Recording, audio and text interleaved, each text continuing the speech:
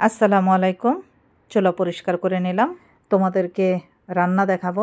আজকে যে রান্নাটি করছি সেটি হচ্ছে প্রবাসী ভাইদের জন্য চিকেন বিরিয়ানি করে দেখাবো। এটির রিল ভিডিও আমি দিয়েছিলাম, আজকে ফুল ভিডিও তোমাদের জন্য দেখাচ্ছি। চিকেনগুলো ধুয়ে নিয়েছি, পানি ঝরিয়ে নিয়েছি। এখন দেখো বড় বড় পিস করে নিয়েছি। এখন আমি চুলায় বসিয়ে দিচ্ছি। প্রথমে তেল দিয়ে দিচ্ছি। তো চিকেনগুলো রান্না করব, চিকেনের জন্য তেল দিয়ে দিলাম। এখানে 1/4 কাপ তেল যাবে। প্রবাসে যারা আছো ভাইরা, তোমরা তো টক দই পাবে হাতের কাছে। তো টক দই 3 থেকে 4 টেবিল চামচ টক দই দিয়ে মাখিয়ে তারপরে চিকেনগুলো গরম তেলের মধ্যে ছেড়ে দিবে। তো টক দই এখানে কম বেশি হলে কোনো সমস্যা নেই। টক দই দিয়ে মাখিয়ে সাথে সাথে ছেড়ে দিতে পারো বা কিছুক্ষণ চিকেনগুলোকে রেখেও দিতে পারো, ম্যারিনেট করতে পারো। তো যাই হোক, আমি সাথে সাথেই করলাম। তো এখন একটি বড় সাইজের টমেটো কুচি করে কেটে দিলাম, রাফলি কেটে দিবে। তেজপাতা 2-3টা দিয়ে দিলাম। আর এখানে স্টার অ্যানিস, জয়ত্রী আছে, এলাচি আছে কয়েকটি। আর দিয়ে দিচ্ছি রসুন পেস্ট দিয়ে দিচ্ছি 1 টেবিল চামচ। আদা পেস্ট দিয়ে দিচ্ছি 1.5 টেবিল চামচ আদা পেস্ট।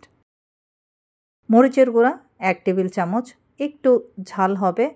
জিরা গুঁড়া 1 টেবিল চামচ দিয়ে, দারুচিনি দেইনি, দারুচিনি 2টি স্টিক দিয়ে দিলাম। দিয়ে নাড়াচাড়া করে মশলার সাথে ভালোভাবে মিশিয়ে দিচ্ছি। দেখো কিভাবে করছি, অনেকভাবেই বিরিয়ানি করেছি।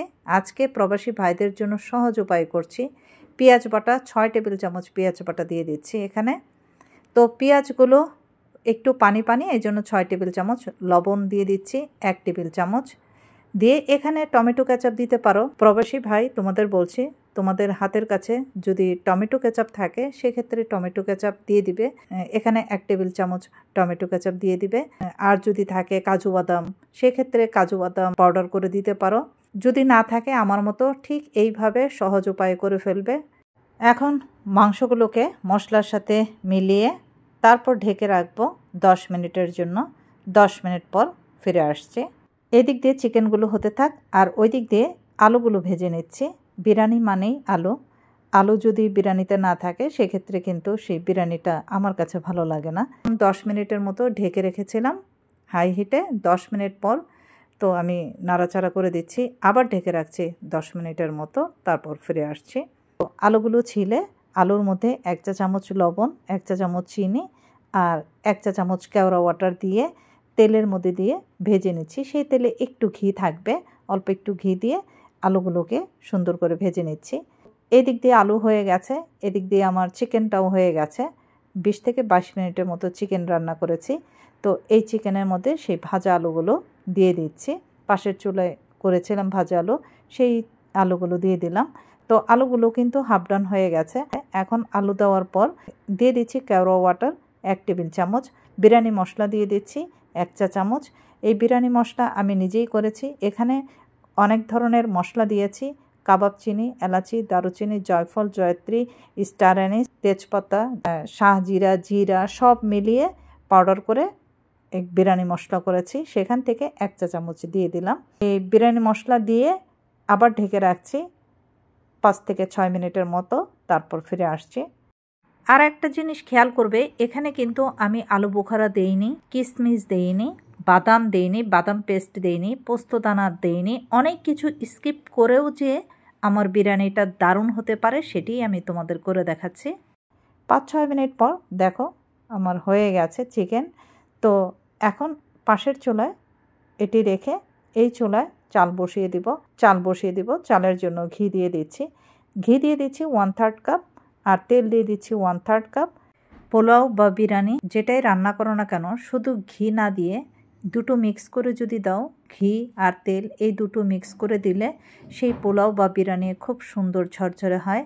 তো যাই হোক, এখানে আমি ঘি আর তেল এই দুটো দিয়ে তারপর দিয়ে দিলাম এখানে কয়েকটি তেজপাতা, এলাচি কয়েকটি, 5-6টি এলাচি, দারুচিনি 2টি স্টিক আর বেশ অনেকগুলো কাঁচামরিচ হাত দিয়ে ভেঙে দিয়েছি। হাত দিয়ে ভেঙে দিলে এই কাঁচামরিচগুলো ঝাল হবে না।